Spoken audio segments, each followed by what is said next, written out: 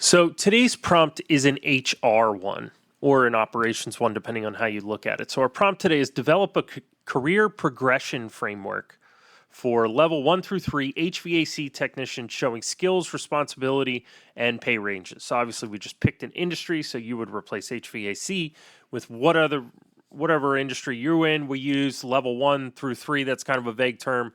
Every industry typically has their own language around how they level, technicians.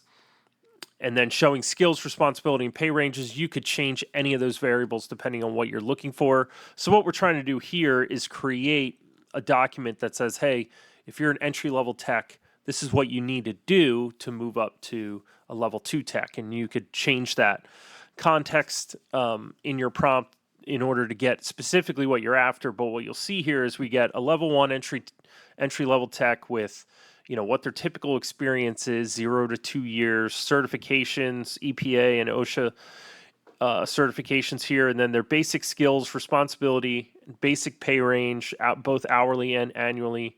Same thing for level 2, intermediate HVAC technician, 2 to 5 years, some additional certifications, additional skills and responsibilities. Same thing for level 3. So this is a great prompt depending on your business, especially if you use technicians or any kind of leveled skilled workers.